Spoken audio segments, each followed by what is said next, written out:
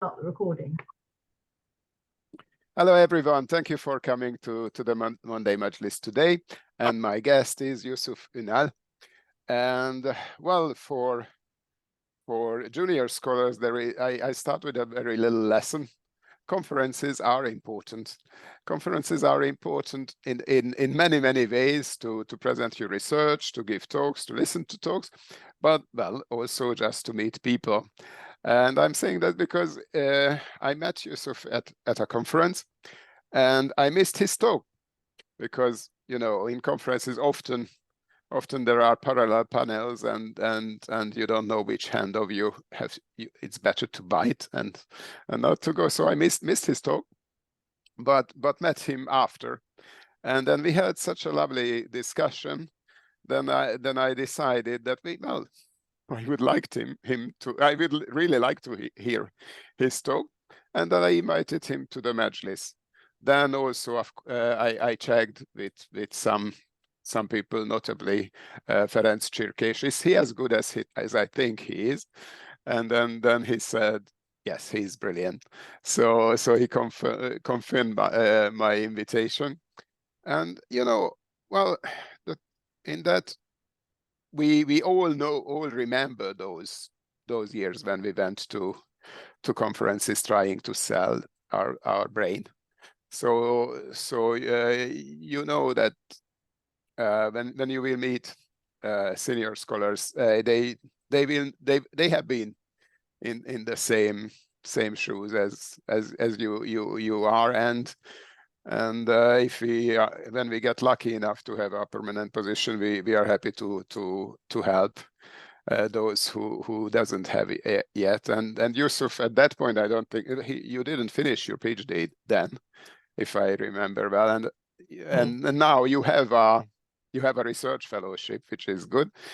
And let's hope that you will get a permanent position soon. So yeah, let's hear about all this journey, how it has been so far. Okay, Ishwan, thank you so much for having me. It's really a great pleasure to be part of this beautiful Majlis. And I greet the Hadrun, everyone from the city of Utrecht.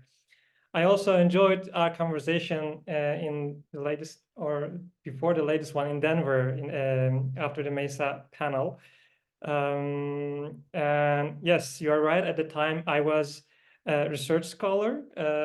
And I was still writing my dissertation, and at the same time serving as a associate research scholar at the Abdullah Kamil Center for the Study of Islamic Law and Civilization at Yale Law School. And last summer, I defended my dissertation and joined the postdoctoral team at the Department of Philosophy and Religious Studies at Utrecht University. So I am a historian of the early modern gunpowder empires. And more specifically, my research pivots on the Safavid revolution and its transformative impact on the religiopolitical landscape in both Iran and in the broader Middle East. And currently, as I said, I'm a postdoctoral researcher contributing to an ERC plus NVO project titled Rosewater, Nightingale, and Gunpowder, a sensory history of the Islamic world between 1500 and 1900. And this project is run by Professor Christian Lange, and I'm working with other two team members for this project, and I'm responsible for the Safavid part. And I'm contributing to the handbook that brings together contributions on different sensorial aspects of the early modern gunpowder empires. Well, since you invited me to be personal and say a few things about my personal journey. So even though Utrecht University, this position at Utrecht represents the latest leg of my academic journey. I think I should go back to my formative years to say a little bit about how I got into Islamic studies in general and Safavid studies Safavid studies and Shiism studies in particular. So I was born and raised in the city of Konya, which is a small central Anatolian city in modern Turkey,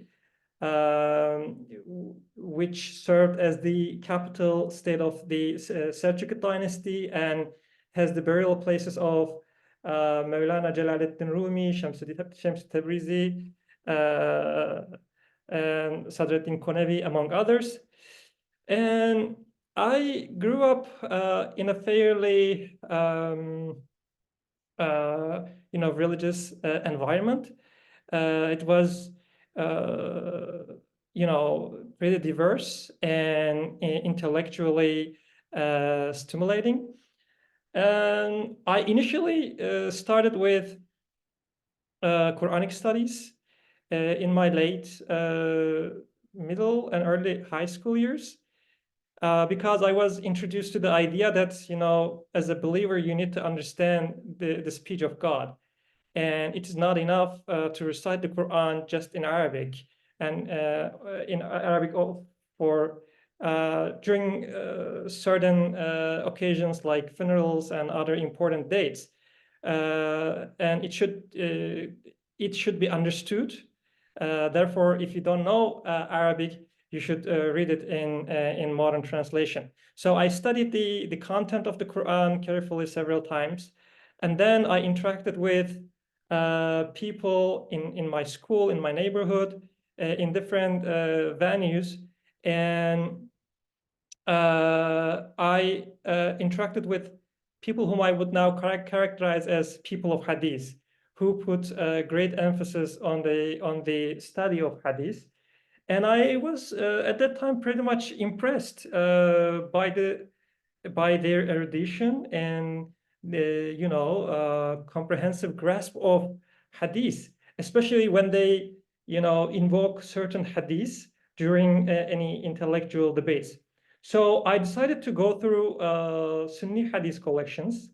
And at that time, I think there still is a boom of publication of hadith sources in Turkish.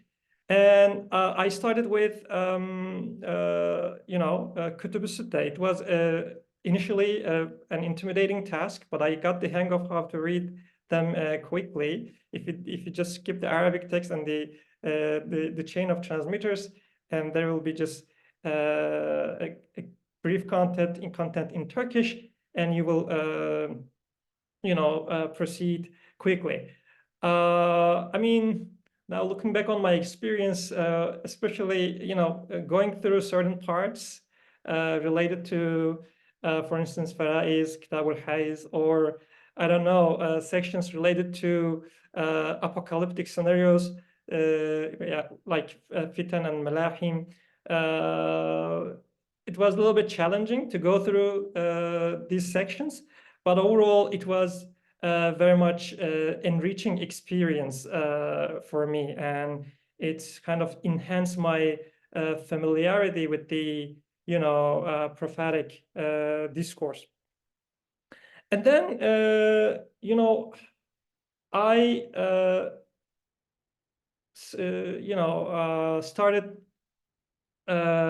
reading some scholarship, some works written by various Muslim thinkers from different parts of the Islamic world.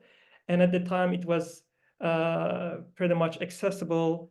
I mean, works of Islamic scholars like Sayyid Qutb, Abu al-Ala Maududi, Ali Shariati, and others. Their works were very much accessible in Konya at that time.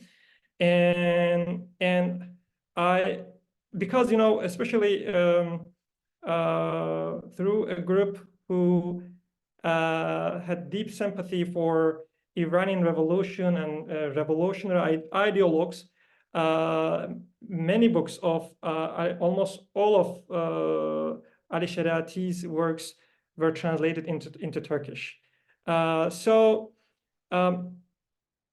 I started reading these books, and actually I was reading one of Ali Shariati's works stealthily in the history class, secretly under the desk. And then it was history class, and I thought that since it was a crowded class, and I was sitting just next to the wall reading stealthily, I thought I wouldn't be noticed by the teacher.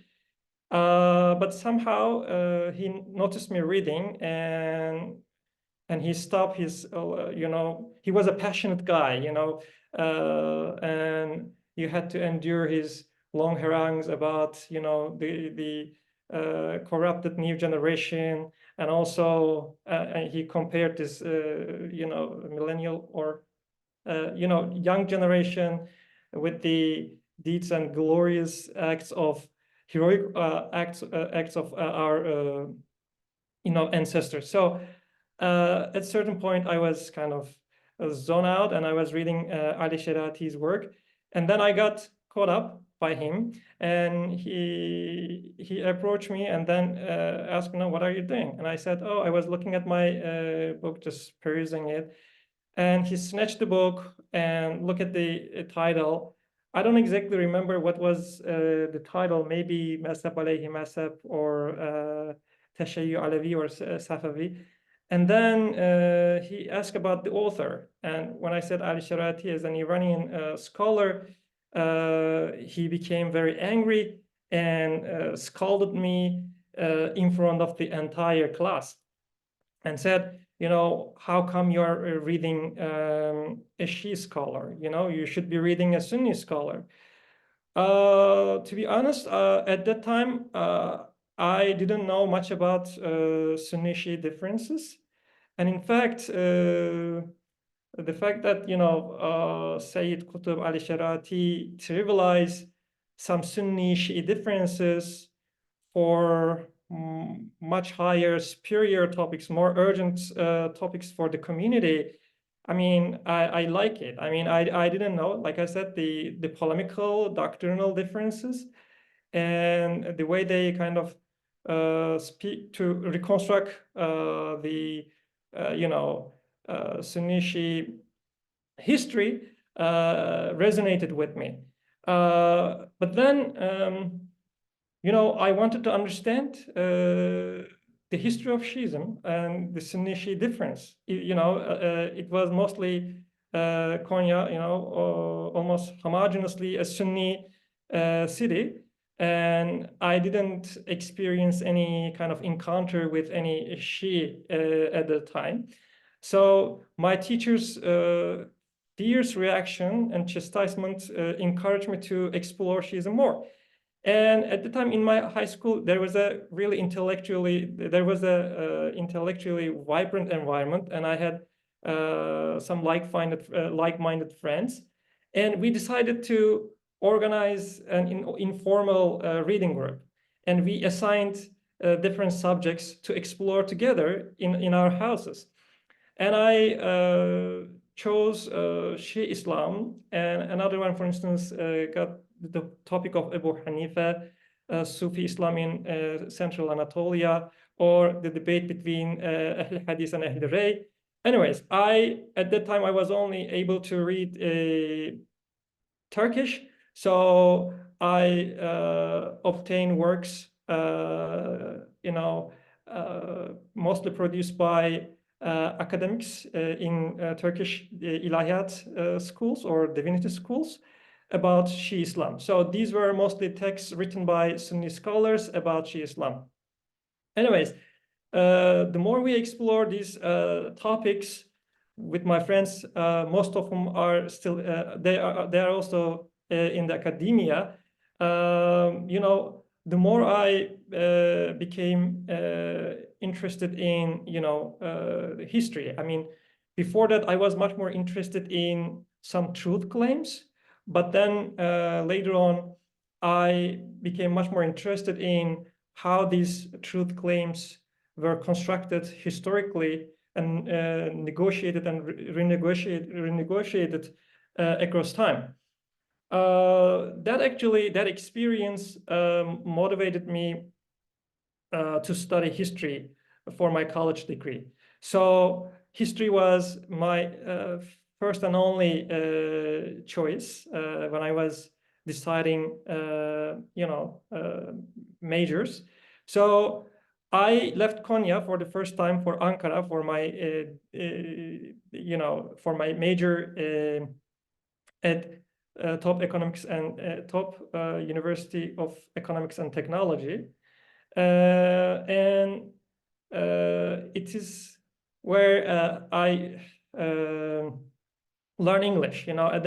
Until that time, I didn't know English, and this private university covered all expenses, tuition, and provided a generous, handsome stipend. And plus, they offered a preparation class for English. So, and there I learned English, and then got into my major, and it was a very rigorous program in Ottoman studies, Ottoman paleography. I had a chance to work with dynamic mentors there, and at the same time, I was interested in international relations and political theories. So I decided to also double major in this program.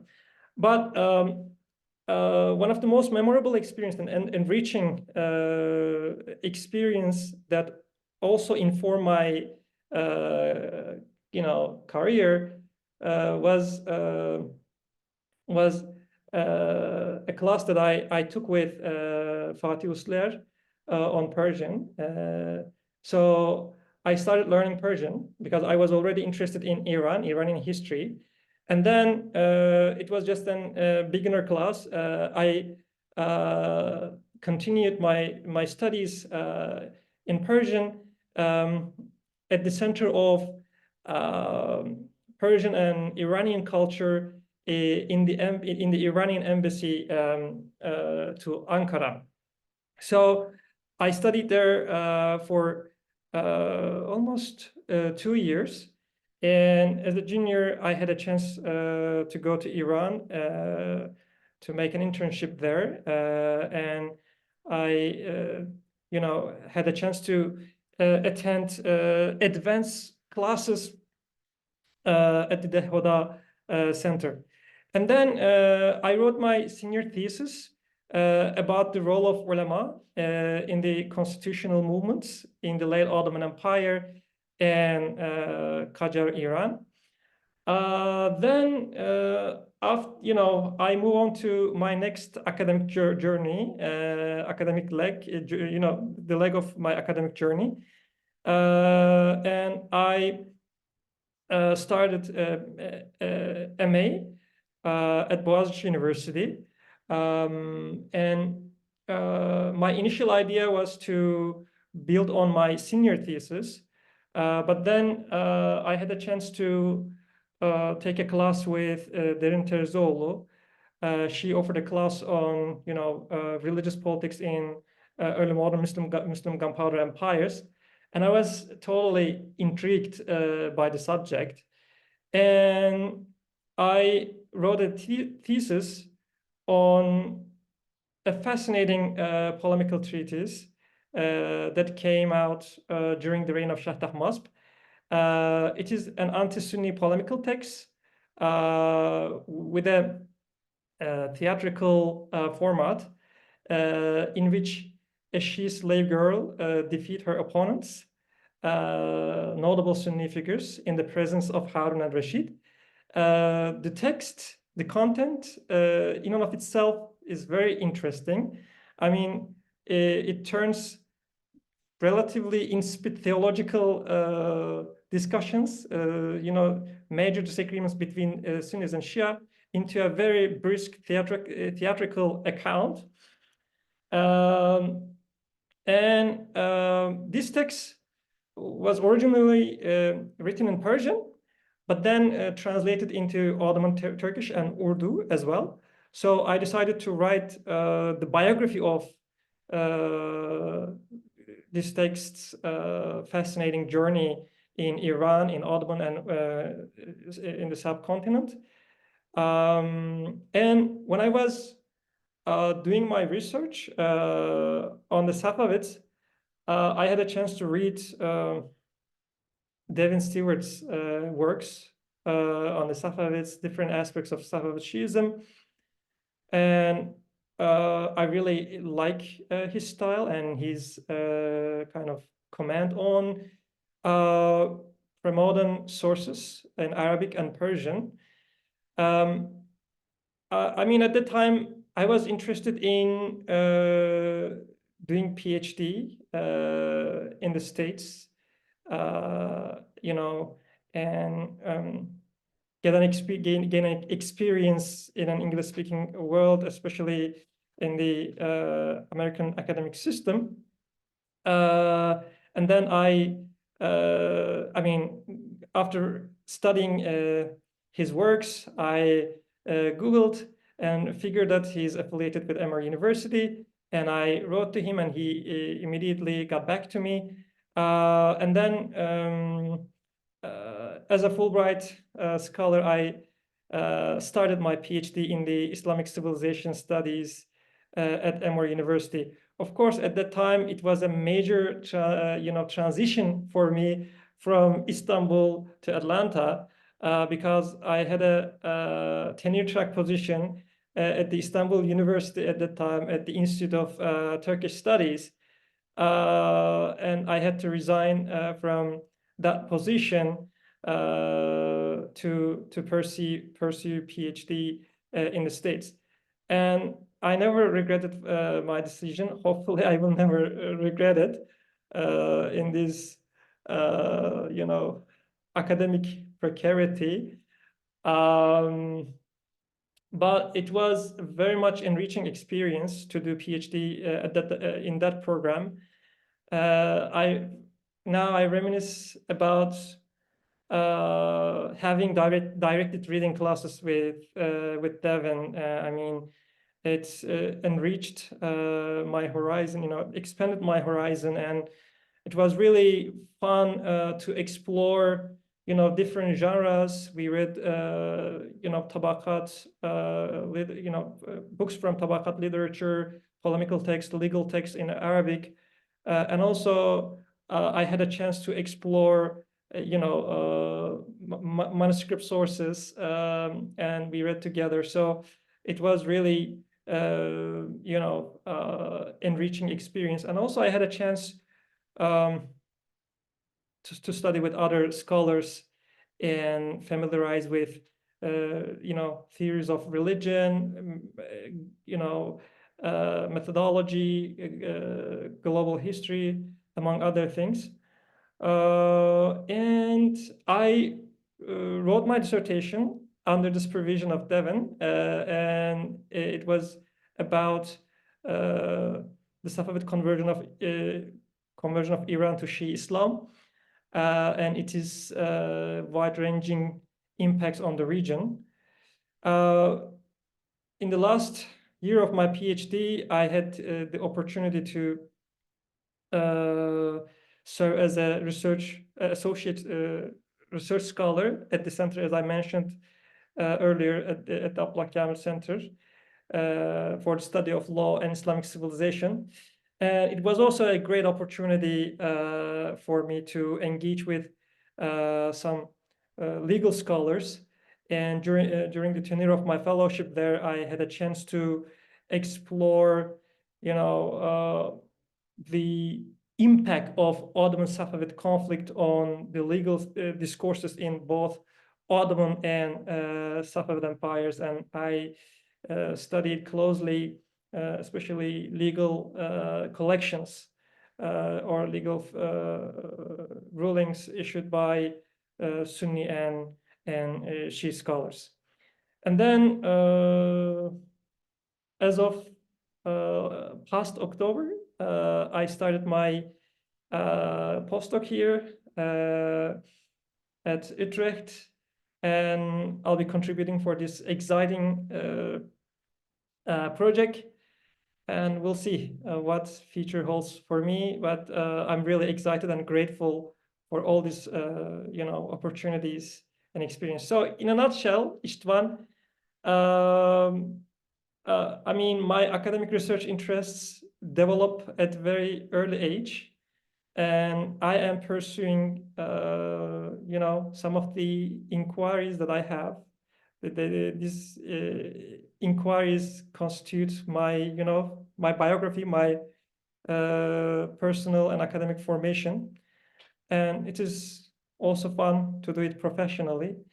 Yeah, thank you for your Just, I think we may have already questions for you, but we will save those to the end. I just want to say one brief comment. Well, it's never I think it is. These journeys are very interesting because none of them are even closely the similar, and also the way how our guests presents them is always different.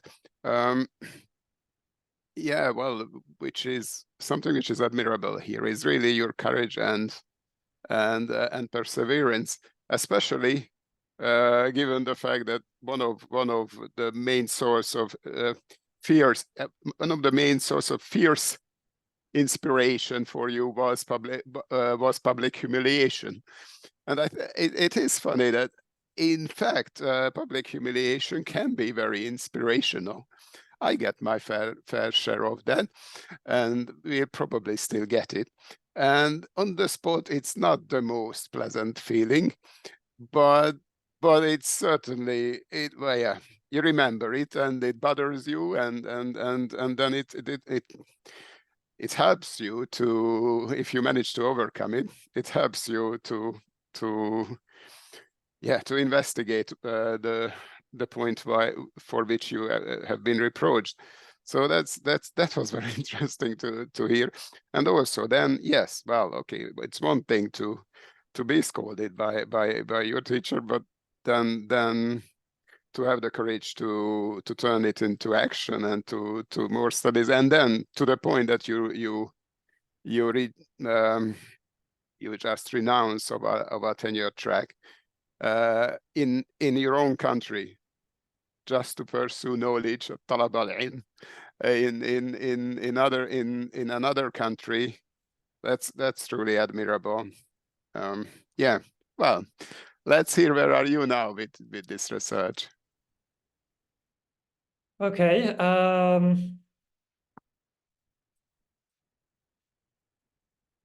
Can I share my screen now?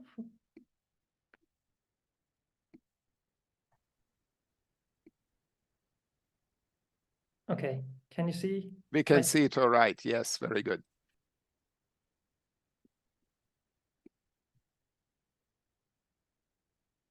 That's great.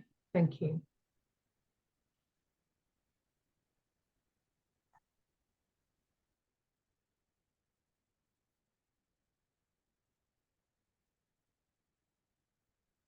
So recently, I was tasked with writing a chapter on Safavid political thought for an edited volume on Islamic political theory. When Ishwan approached me, I proposed this topic for Majlis, thinking that it would motivate me to work on the subject and complete the chapter by the deadline. And it really did motivate me to focus on the project, and I made significant progress, but it has yet to be submitted. So there is still some room and time to integrate critical feedback into this work in progress. So your insights and comments, critical comments, would be greatly appreciated. In the context of this project, I revisited I revisited most of the secondary literature and some significant primary sources concerning the subject. In this forthcoming work, I seek to critically review the received literature and also highlight some of the lesser known primary sources. Before delving into subject, allow me to briefly tease out some key concepts and fundamentals to set the stage for the general audience. And my apologies to the shuyukh of the Majlis for this, brief intro. As you know, in 12 Shi'ism, the leadership or imamate of the community is believed to be determined by God and his prophet.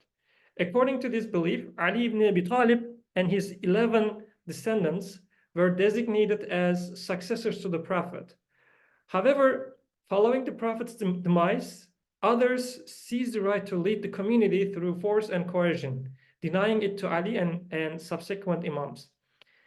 This led to the perpetuation of what Shi'i minority deemed tyrannical, illegitimate, or unjust rule by caliphs and subsequent dynasties such as the Umayyads and Abbasids. Even if these rulers governed with justice, equity, and fairness, they were considered unjust because they occupied a position that rightfully belonged to another. True justice, according to this perspective, cannot be achieved while denying the rightful owner of that position. Consequently, in the absence of imam, all rulers were seen as rebels against the imam, thus deemed unrighteous and tyrannical. This reinterpretation of the terms just and unjust acquired new technical meanings, though they continued to be used in both their technical and conventional senses, at least during the Safavid period. Under these perceived tyrannical powers, the 12th Imam is believed to have gone into major occultation in 941. And until his advent, it is believed that all sultans and kingdoms would inevitably be unjust. Sorry. So the rise of the Safavids and their declaration of Shi'ism as the state religion at the beginning of the 16th century mark a significant shift in the political landscape for Shi'ism. This new era introduced a complexity to the previous understanding where all banners of power prior to the return of the Mahdi were seen as symbols of misguidance. The question of whether the Safavid state was unjust, tyrannical, or illegitimate, despite its role as a formidable force for Shi'ism, has sparked a vigorous debate in modern scholarship on Shi'i legal authority and Safavid political thought. However, this debate is largely grounded in what I refer to as the foundational thesis of Safavid historiography, which I will briefly outline before discussing its implications for the study of Safavid political thought. According to this thesis, there was a transition from a heterodox, messianic, extremist version of Shi'ism to a 12er orthodox and legal interpretation following the rise of the Safavids to power. Essentially, while the early Safavid period was characterized by heterodox messianism, Orthodox legal discourse became dominant, largely due to the influence of Arab emigre Shi'i jurists. At the initial revolutionary fervor of the Safavid initial revolutionary messianic fervor of the Safavids waned, according to this literature, a more legalistic mindset emerged, starting from the mid-16th century onward, or according to some modern researchers, from the reign of Shah Abbas. In this way, the early phases of Safavid rule relied on legitimacy derived from heterodox messianic discourse, which was purportedly tailored for and effective among various groups with primitive cosmologies, parochial millenarian beliefs.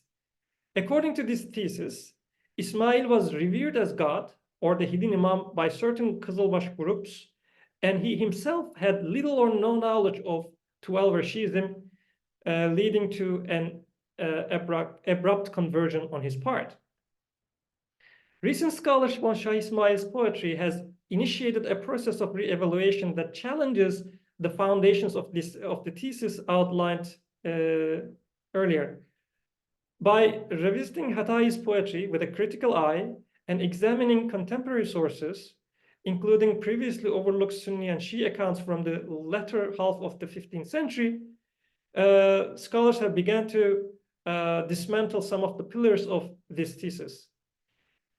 In one of my dissertation chapters, I also aimed to deconstruct elements of this thesis.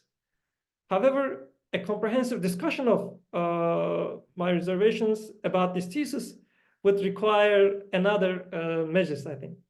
Here, I will simply state that I do not adhere to this long-standing assumption and the dichotomy it proposes between messianic and orthodox bases of Safavid political legitimacy. Therefore, my discussion today challenges the notion that early Safavid political discourse was primarily underpinned by heterodox messianism until it was overshadowed by increasing legalistic discourses. I argue that Safavid messianic discourses and Orthodox Shi'i tenets were complementary rather than being contradictory, and they coexisted in symbiosis throughout the entire Safavid period. In this regard, I examined a messianic doctrine that was echoed by a multitude of Safavid sources over the course of more than 2 centuries. This doctrine held that the Safavid monarchs, shahs, were the precursors or preludes of the hidden Imam, or to the hidden Imam, and their rule was coterminous, adjacent to that of the hidden Imam, whose parousia was believed to be imminent. Moreover, I propose that Safavid studies should dispense with the misleading dichotomy that pits messianic revolutionary heterodoxy against a rigid legalistic orthodoxy, as this stance contradicts the historical evidence and perpetuates biased Sunni conceptions of the Safavids.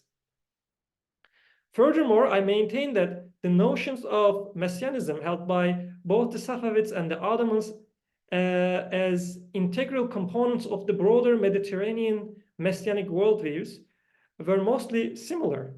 Safavid rulers were viewed as the revivers of religion and sovereigns presiding over the final kingdom in the end times, a perception shared with the Ottoman counterparts, thus characterizing Safavid messianism as heterodox while portraying Ottoman messianic beliefs as aligned with Orthodox tenets, principles, misses the mark, I think, entirely. The question of whether the Safavid government was considered jair, or unjust, illegitimate, or adil, just, during the occultation of the hidden Imam, especially after the Safavids allegedly distanced themselves from their heterodox ghuluww origins and embraced the authority of Shi'i jurists, yields a somewhat mixed answer in much of the secondary literature.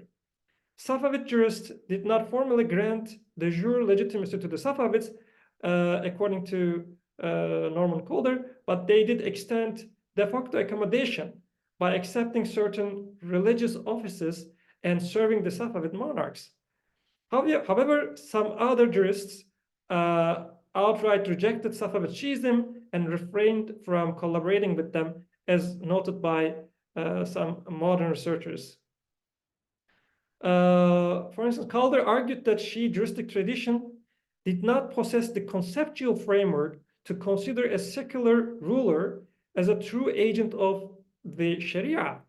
While this observation may hold true within certain genres of writing, a broader examination of the discursive landscape, including contributions from Shi'i jurists themselves, reveals that the Safavid textual community was actually capable of creating a conceptual space in which they crafted an image of the Safavid monarchs as true agents of the Sharia.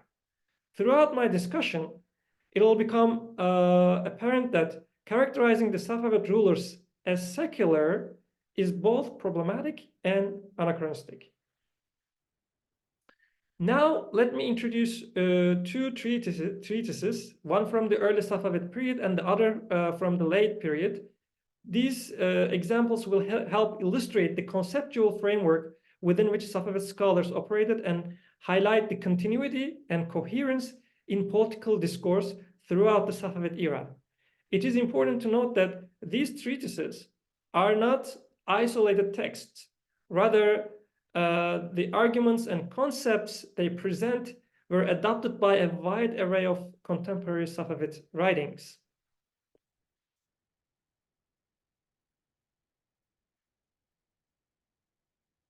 So let me introduce the first treatise, authored anonymously and dedicated to Shah Tahmasp. This work, Risale در شرح حدیث دولتنا في آخر زمان, a treatise on the commentary on the hadith, our governance in the end times. This work expounds upon a famous prophetic hadith that circulated widely among both popular and elite circles throughout the Safavid era. The hadith attributed to the sixth Imam, Ja'far al-Sadiq, declares that every nation has its own governance and our state is in the end times. The author of the treatise posits that this hadith prophesies the rise of the Safavid dynasty, seen as a precursor to the governor of the awaited hidden Imam, al-Mahdi. To support this claim, the author presents various arguments establishing the Safavid dynasty as the fulfillment of this prophecy, asserting their divine selection for the mission of promoting the true religion and eradicating Sunni heresy. He suggested the Safavids possessed the necessary virtues and merits to attract divine grace and providence, setting them apart from competing dynasties in the region, like Ottomans, Mughals, and Uzbeks. Central to author's arguments is the assertion that the Safavids were chosen by God, descendants of the seventh Imam Musa al-Kazim, imbued with unwavering resolve to propagate the Shi'i faith among the populace. Thus, according to the author, the Safavids were not merely rulers, but instruments of divine will, entrusted with a sacred mission to advance the cause of the religion, of true religion, i.e. Shi'ism. It is intriguing to observe that, influenced by the messianic and eschatological currents of the 16th century, the author delves into occult practices like numerology. Through this lens, the author suggests that the phrase Akhir al-Zaman serves as a chronogram for the coronation of Shah Tahmasp. This interpretation, in author's view, constitutes clear evidence of the authenticity of the prophetic tradition and its realization by the foreseen Safavid dynasty. The author then posits that the hadith Dawlatuna fi Akhir Zaman prophesies the emergence or anticipates the emergence of the sacred dynasty, Khanedani Muqaddas ya Dudmani Qudsi, as a precursor to the rule of al-Mahdi.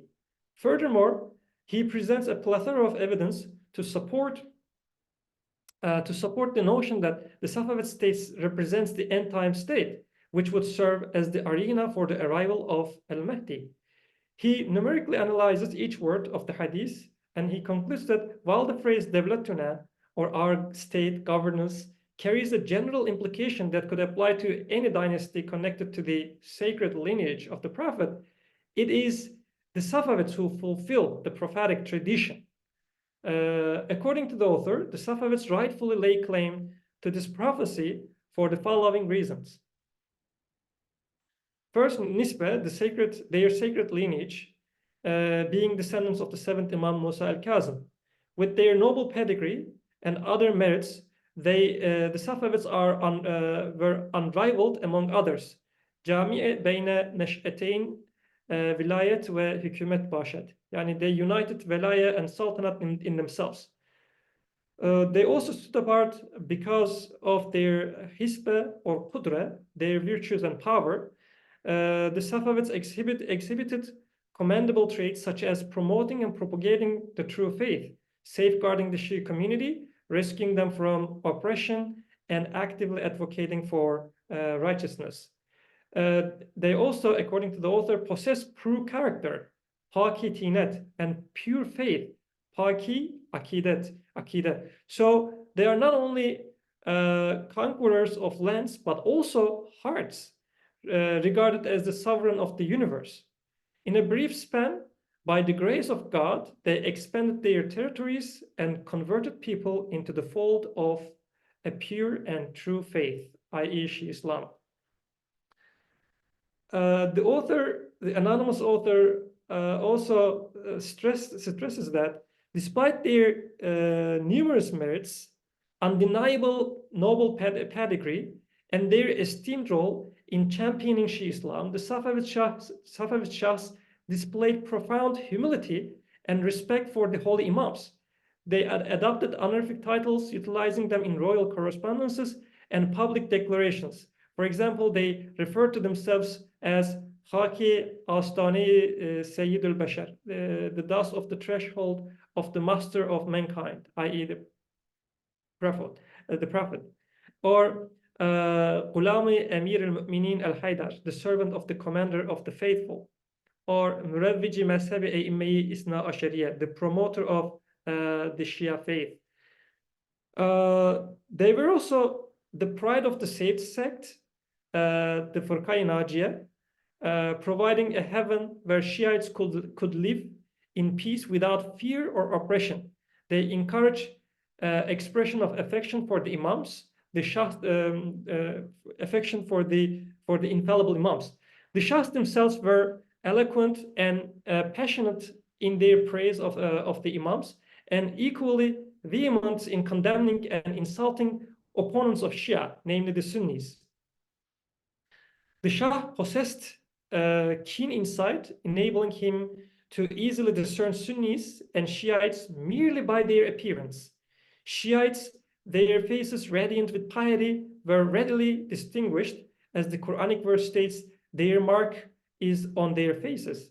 Accordingly, the Shah showed them kindness and favor. Likewise, he could readily identify accursed mal'un Sunnis as their faces betrayed their corruption, the corruption within. In addition to all these merits and virtues, the Shah is also bestowed with the privilege of having intimate companionship with the Imam through his dreams, wherein he receives commandments, admonitions, and signs during the time of occultation. The author also recounts how the Shah, upon receiving an order from the Imam in one such dream, revoked the trade tax, tamga, a text imposed by previous dynasties. Thus, he is portrayed as the recipient of perpetual guidance, receiving constant revelation that influences political actions and decision-making processes. And also, Safavid dynasty is the embodiment of this prophecy because they performed the divine mission of Amri Ma'ruf Nahi Anil Munkar by heeding to the following Quranic verse. And let there arise from you a nation inviting to good, enjoining what is right and forbidding what is wrong, and those will be successful. Inspired by this divine commandment, the Shah undertakes the mission of societal discipline in accordance with the sacred law by prohibiting vices such as gambling, alcohol, adultery, and music. Moreover, the author states that endowed with knowledge of sacred law and perpetual guidance, the Shah resolves contentious religious issues in sessions attended by even prominent Shia jurists. So finally, the author contends that the hadith in question points, as I mentioned earlier, points directly to the Safavid dynasty through an occult calculation of the phrase Akhir al-Zaman, because it amounts to calculation amounts to the date of Shah Tahmasp enthronement in 1524. Yeah, so because of all these reasons, this author suggests that the Safavids materialize these, prophetic anticipation. Okay. Now let's shift our focus to another notable political treatise penned during the late Safavid period. This text holds considerable significance as it offers a more comprehensive and systematic examination of Safavid kingship and its legitimacy. Despite its importance, however, it has not garnered the scholarly attention it deserves since its edition and publication by Resul Jafarian in 2009. So this treatise spans 77 folios, the majority of which are dedicated to presenting various statements attributed to the Prophet. And by the way, how I'm doing with the time?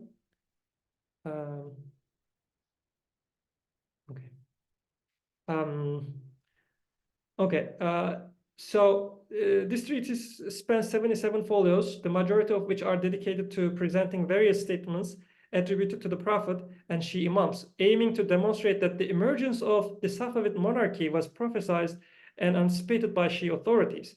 The author extensively relies on Shi'i hadith literature and earlier canons, subjecting them to an esoteric interpretation. Additionally, numerous Quranic verses are cited to reinforce his understanding of hadith. In essence, the author's discourse is not a legal exposition on Safavid kingship, but rather an esoteric one. However, he does provide some general principles and classification for the types and nature of kingship, positioning Safavid sovereignty against that of their adversaries, including the Ottomans, Uzbeks, and Mughals. In addition to praising the virtues of the Safavid rulers and their divine mission within the context of the end times and imminent parousia, the author examines the constituent components, requisites, and responsibilities of this God-given authority over Shi'i believers. Furthermore, he emphasizes the mutual responsibilities between Shi'i rulers of the Safavid dynasty and the broader religious community. So after this brief synopsis, let me introduce the author of this treatise. Unfortunately, there is no sufficient biographical data to establish the main outlines of the author's political and scholarly career. The only available brief notice, as noted by Jafarian in the intro, appears on the biographical dictionary of Agabozorg Tehrani, which notes that Muhammad Yusuf Naji was of Georgian descent based on the latter's handwriting in the marginalia of another work. From the internal references garnered from his writings, it seems that he led most of his scholarly life during the reign of Shah Sultan Hussein and died sometime after Muharram 1715, when he composed one of his latest treatises among his 3 extant works, which are the following: Bustan al-Nazirin fi ma'rifati a'immat al-hadin, the garden of the observers, seekers in knowing the imams of guidance. Also, Ma'rifat al-Abrar wa Nur al-Anwar fi ma'rifati a'immat al-Akhyar, the knowledge of the pious and the light of lights in knowing the virtues of imams. And Risale dar Padshahi Safavi, a treatise concerning the Safavid kingship, which is the subject of today's presentation. And it was authored in Muharram, like I said, 1715. The Bustan al-Nazirin and Ma'rifat al-Abrar are recent publications, while the Risale Padshahi was published in 2009. For the purpose of the present discussion, I've studied both the Risale Padshahi and Bustan al-Nazirin, and I'm grateful to Agay Jafarian for sharing a copy of Bustan with me recently. However, since Resul Jafarian cautions his readers that he is omitted some of the harsh statements and invectives that Naji used against Sunni opponents in order to conform certain publication regulations and censorship in Iran, I also consulted its manuscript copy at the Parliament Library of Iran to have an uncensored understanding of the author's discourse. To illustrate, the editor has omitted the term bi-iman, or disbelieving faithless, following the term sunniyan. So instead of sunniyan bi-iman, he just kept the term sunniyan and edited out the term bi-iman. Okay, so what was the author's motivation for writing this treatise? Perhaps as the Georgian descent of a convert to Shi'i Islam, Naji authored his surviving work on the verge of the collapse of the Safavid rule in the hands of the nomadic Afghan tribesmen who conquered the capital city of Isfahan in October 1722. His heavy reliance on Shi'i hadith and reports resonate well with the dominant intellectual atmosphere of the late Safavid period, which witnessed the proliferation of major works on hadith and the careers of towering scholars like Allama Muhammad Baqir al-Majlisi. In the preface of his work, Naji explains what motivated him to undertake the task of writing such a treatise concerning the nature of kingship. He states that he wrote this treatise to refute some of his fellow brethren in religion who claim that kingship is not given by God, and that God has no role, has nothing to do with it.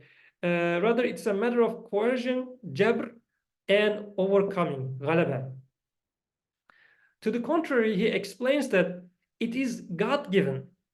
It is God-given as it is attested by the Quranic scripture and some prophetic traditions.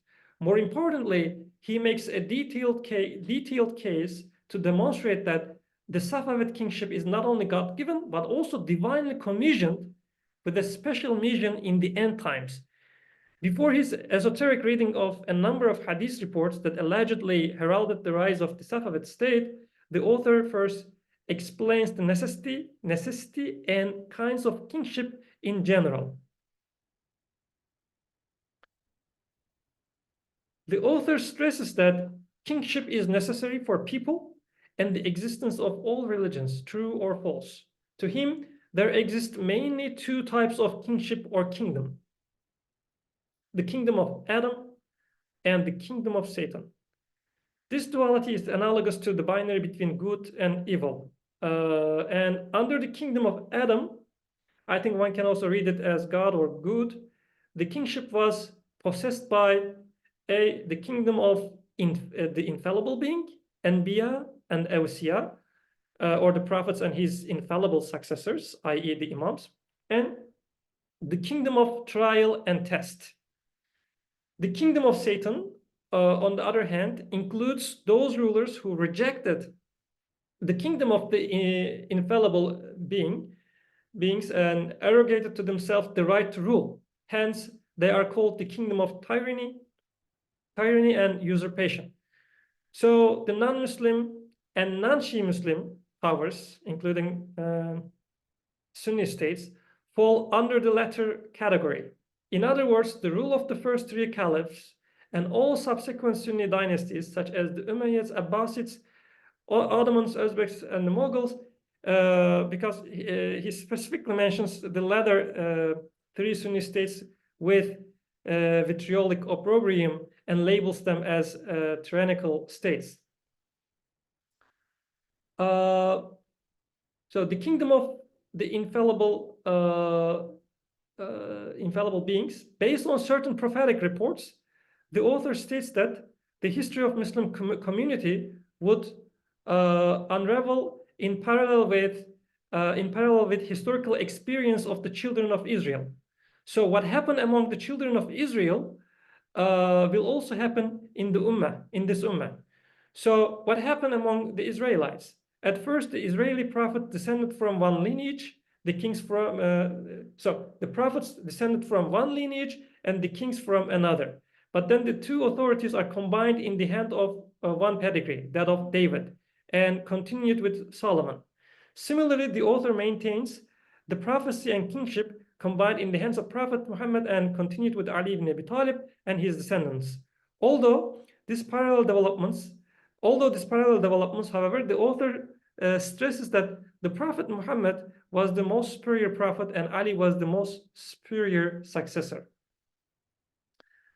Okay, now the kingdom of trial under which the author places the Safavid kingdom.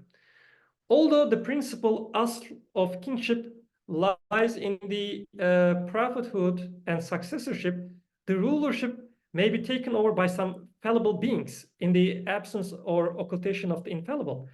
As long as the rulers of kingdom of trial are Shi'i believers who adhere to imams and their sharia and do not consider themselves as wajibul ittiba or deem the obedience to themselves as a religious imperative, then they remain legitimate. So they are not ja'ir. Otherwise, if they regard the origin or asl of kingship intrinsic or inherent to themselves and deviate from the paths of the infallible, then they lose their legitimacy and turn to be tyrannical. According to the author, the Safavid kingship is different from the contemporary Sunni tyrannical powers because they perform rulership as deputies of the hidden imam, not as the principal, and they do not consider themselves wajib al-ittiba, while the Sunni dynasties do consider themselves wajib al-ittiba. In so doing, they perpetuate the kingship of tyranny established since the caliphate of Abu Bakr.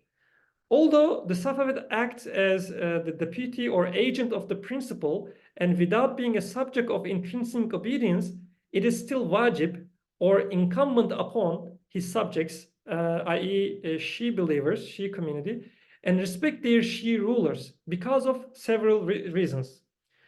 Firstly, they are merely enforcing the Sharia and performing the task of commanding right and forbidding wrong, which constitutes an obligatory jihad and requires obedience of the faithful to the ruler in his enforcement of this task and the implementation of the Sharia.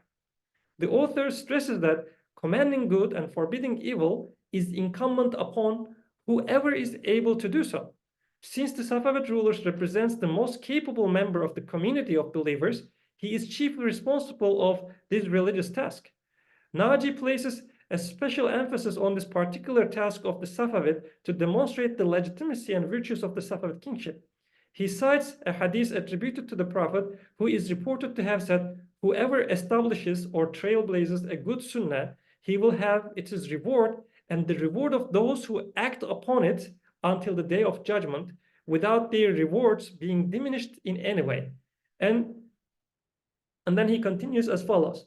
By proclaiming, so the author continues as follows, by proclaiming, promoting, and supporting Shi'i Islam, the Safavid kings ushered or started the greatest sunnah or path that has enabled Shi'i believers to practice their religion without taqiyya, dissimulation, or persecution. Because the Safavid ruler safeguarded the life, honor, dignity, and property of these believers against the enemies, so that they do their religious works free of any concern or reprisal. With all this great service, the Safavid rulers have a share in the collective rewards that Shi'i believers have earned under the banner of guidance of the Safavids. The author juxtaposes the banner of guidance upheld by the Safavids to the Shi'i report that declared all states before the advent of hidden imam as tyrannical, upholding the banner of misguidance. And he asked his audience to reflect and consider the latter point he made very carefully. Moreover, Naji exclaims, what good is greater than the imamate after the knowledge of God and the Prophet? By establishing the manifest religion and faith, the author notes, the Safavid rulers have commanded the utmost goodness for humanity and paved the way for unbelievers' conversion to Shi'i Islam. He also asked rhetorically, and what evil can be greater than those accursed ones who used to mention their evil names in the imamates and in the imamate and caliphate, in the pulpits and temples and mosques, and they seduced the common people and became assistants of those devils.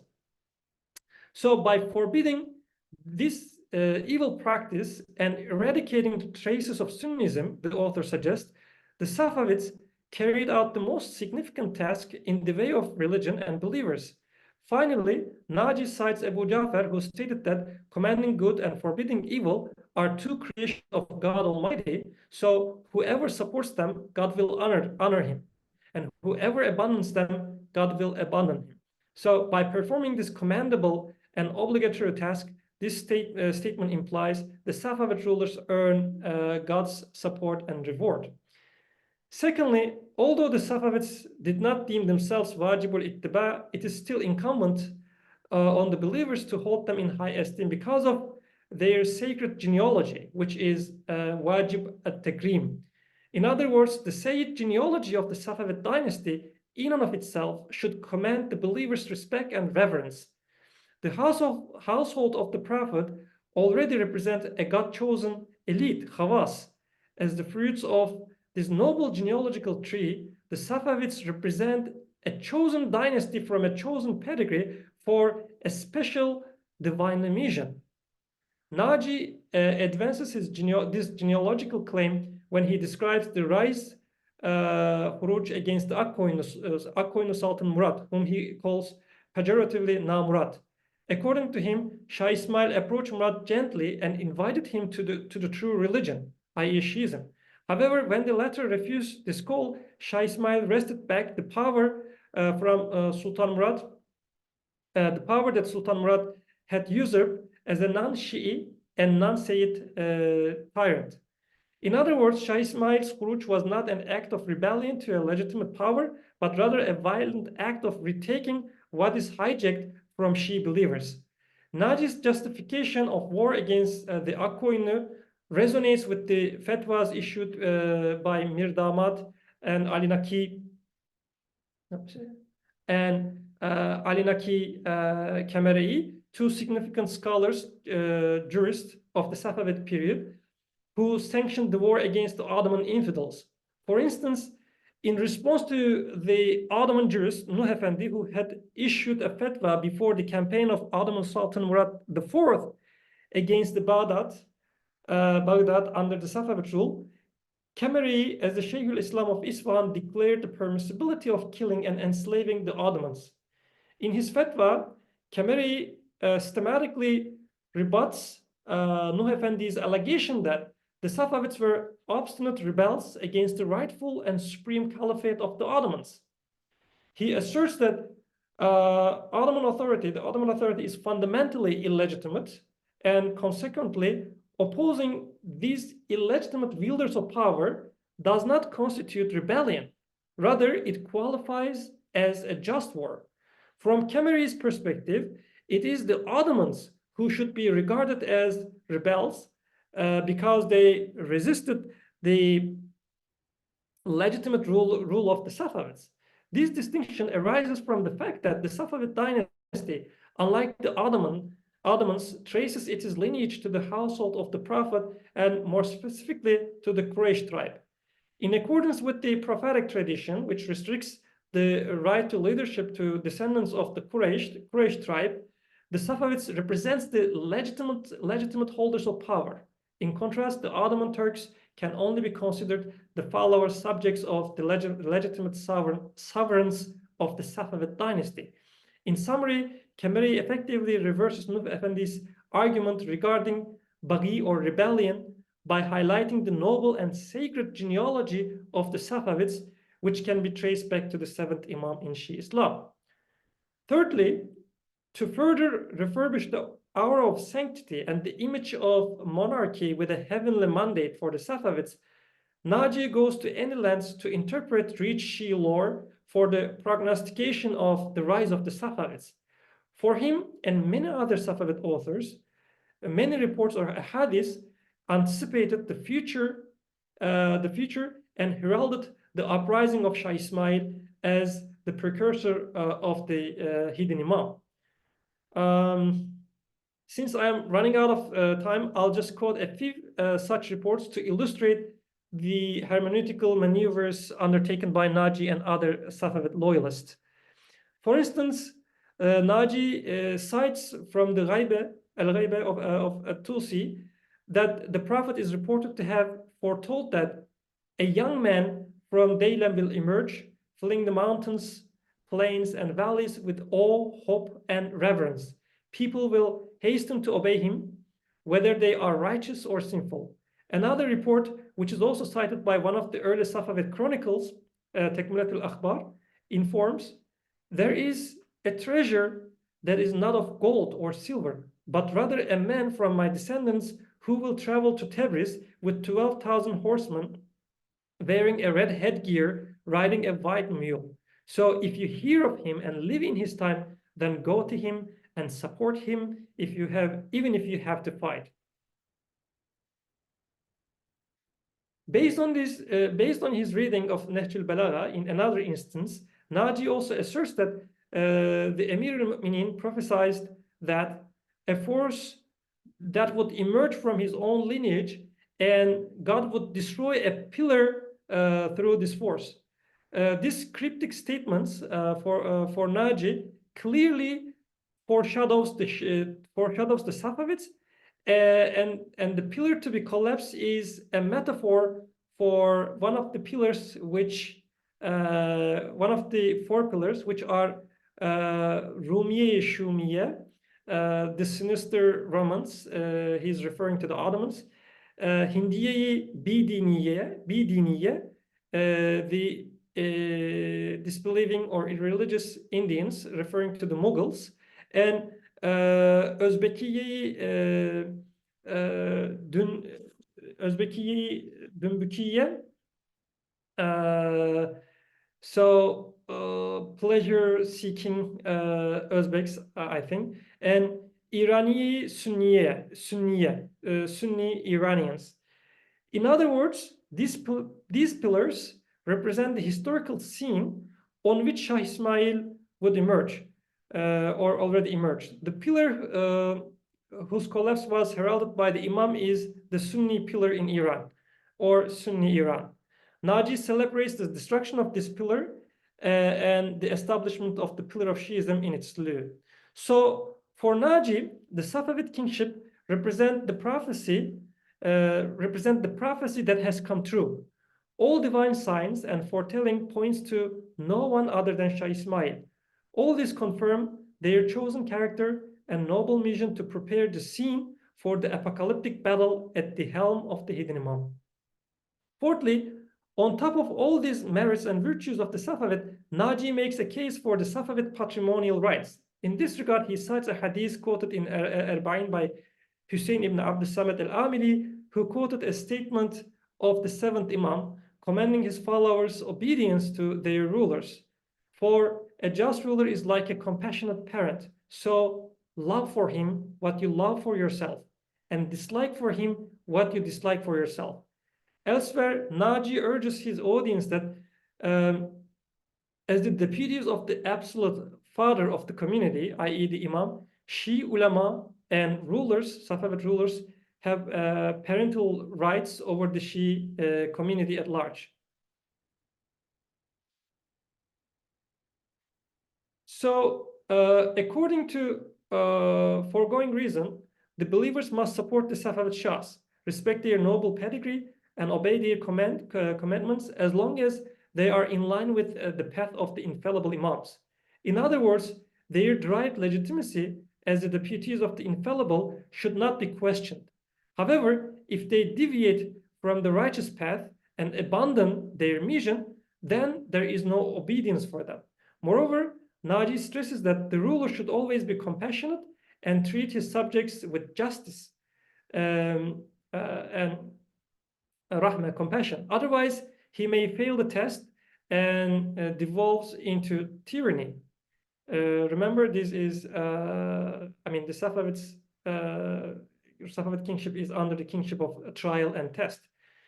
Finally, Naji emphasized that the rulers should be always in harmony with religious scholars, ulama, the pious, atqiya, ascetics, zuhad, worshippers, because these people, as the custodian of religion and piety, are analogous to the intellect, aql, and ilm, knowledge in the body. The rulers, on the other hand, is like the nafs, or self, or soul in the body.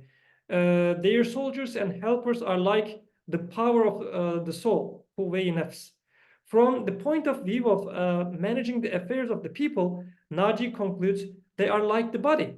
So the guidance of good and evil is from the prophets and his successors, and the enforcement and fulfillment is from the self, because both are created by God and were not created in vain.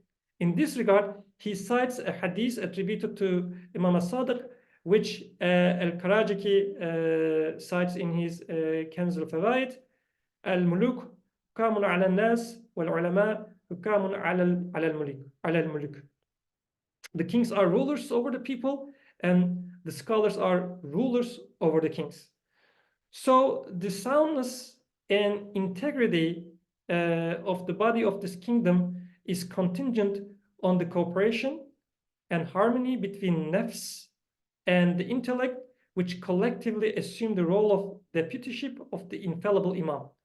It seems that the body of the Safavid kingship remains sound, despite perhaps some occasional symptoms of sickness, until it surrendered to the Afghan troops.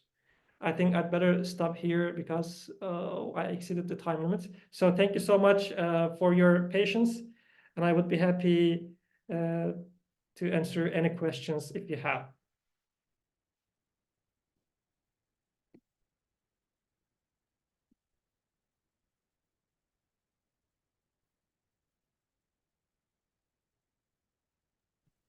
Thank you very much indeed, Yusuf, for this extremely rich presentation. And yeah, I will stop the recording and open the floor for questions. You may want to take away the PowerPoint. Okay. For that. Okay.